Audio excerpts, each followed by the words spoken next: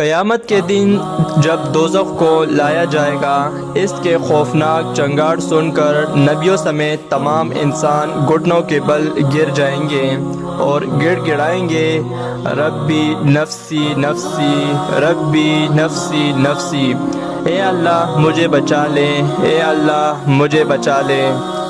کیا آدم علیہ السلام، کیا نوح علیہ السلام، کیا ابراہیم علیہ السلام، کیا موسیٰ علیہ السلام اور کیا عیسیٰ علیہ السلام، سب اپنی امتوں کو بھول جائیں گے،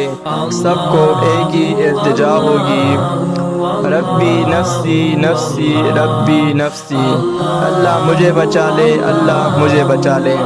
اس خوفناک اور دل دہلا دینے والے منظر میں بھی وہ ذات کریم سب سے جدا ہوگی صلی اللہ علیہ وآلہ وسلم، جو اس وقت بھی یہی فرمائے گی، ربی امتی امتی، ربی امتی امتی، اے اللہ میری امت کو بچا لے، اے اللہ میری امت کو بچا لے۔ ہمارے نبی کریم صلی اللہ علیہ وآلہ وسلم نے ہمیں اسلام پہنچانے کی خاطر کتنے تکلیفیں سہی، پر صد افسوس آج ہم جب صبح اٹھتے ہیں تو اپنا موبائل ضرور چیک کرتے ہیں، پر حضور صلی اللہ علیہ وآلہ وسلم پر ایک بار بھی درود شریف نہیں پڑھتے۔ آخر میں اللہ تعالیٰ سے دعا ہے کہ مجھے حضور صلی اللہ علیہ وآلہ وسلم پر زیادہ سے زیادہ درود شریف پڑھنے کی توفیق عطا فرمائے، اور آپ لوگوں کو بھی۔ درود شریف پڑھ کے کمنٹ سیکشن میں ضرور بتائیں،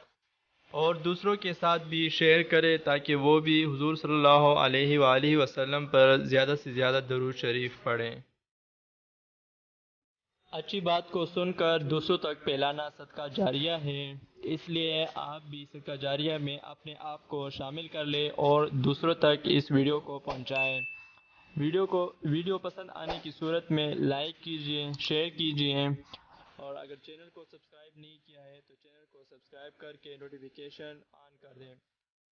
تاکہ ہمارے آنے والے ہر ویڈیو کی نوٹیفیکیشن آپ کو بلا تاخیر ملتی رہے۔ ملتے ہیں کسی نیکسٹ ویڈیو میں، تب تک کے لیے اللہ حافظ۔